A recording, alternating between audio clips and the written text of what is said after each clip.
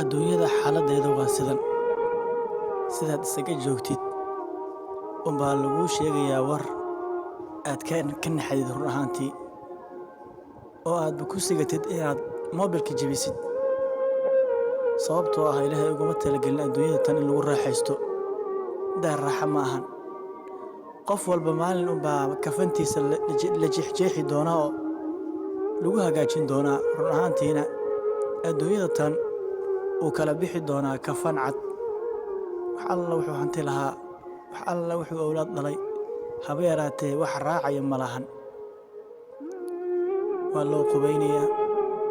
baynamaa uu ahaan jiray mid isaga qubaysta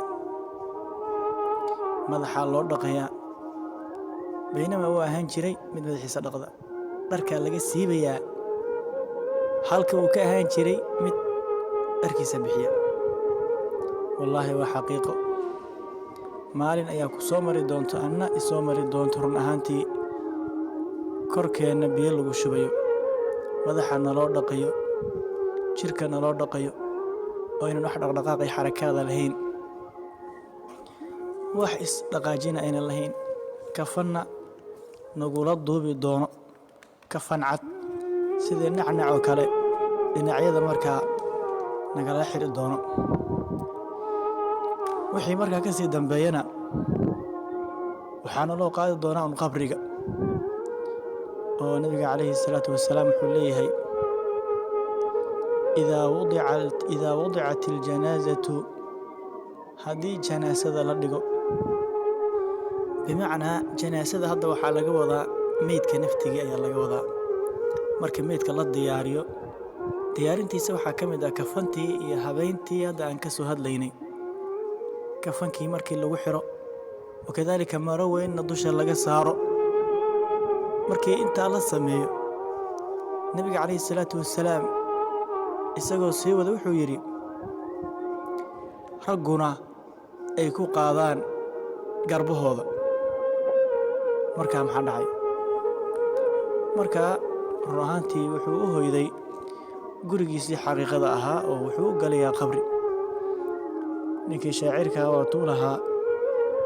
تذكر وفكر بالذي أنت صائر إليه إن كنت ممن يفكر فلا بد يوما أن تصير لحفرة بأثنائها تضوى إلى يوم تنشر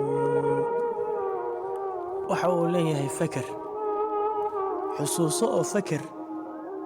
waxaad ku dambayn doontid haddaad ka mid tahay dadka fikira waxaa lagama maarmaan ah maalin inaad u ahaatid godkaasoo lagugu duubi doono ilaa maalinka qiyaamaha maalinka addoommada lasoo shirinayo inta laga gaaro god lagugu duubi doono run ahaantii walaalayaal waxaa isweydiin leh oo xusid mudan qofka marka la aaso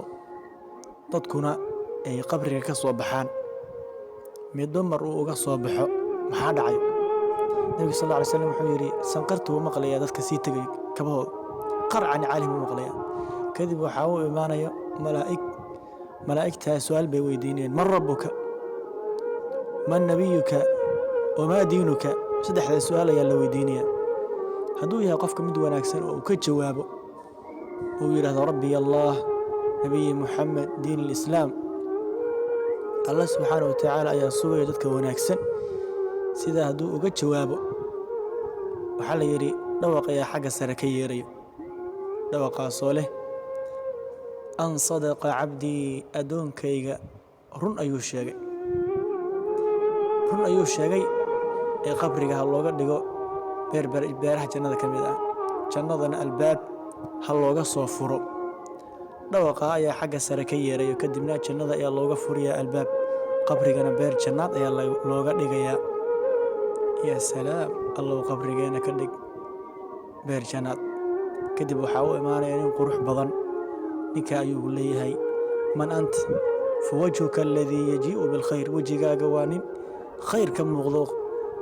kumaa taa ayuu leeyahay amaa ruuxi xumaa su-aalihii ayaa isna la weydiinayaa waxaa lagu leeyahay man rabbuka malaa'igtii wanabiyuka wamaa diinuka diintaadu waa tee iyadoo si argagax ku jiro loo weydiinayo marka ayuu ka jawaabi kari weynaya laa adri ma garanayo sida ayuu ku jawaabayaa malaa'igtii miyay u naxariisanaysaa waa maya marka ayaa waxay la dhacayaan dubbe ayay la dhacayaan dubbe aad u weyn ayay la dhacayaan oo gebigiisaba wuxuu u noqonayaa carro ayuu noqonayaa dubbaha ayay la dhacayaan nabiga sal ly slam wuxuu yidhi qayladiisa khalaa'iqdoo dhan way maqlayaan insiga iyo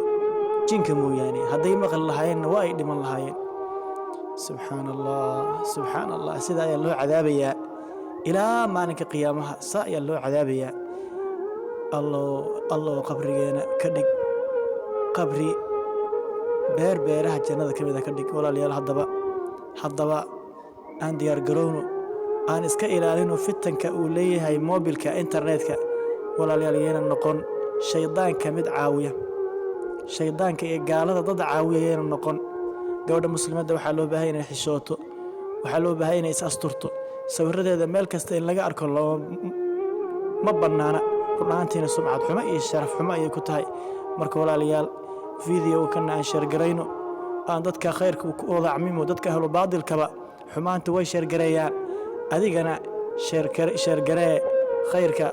allah ku barakeeyo jazaaka allahu khayran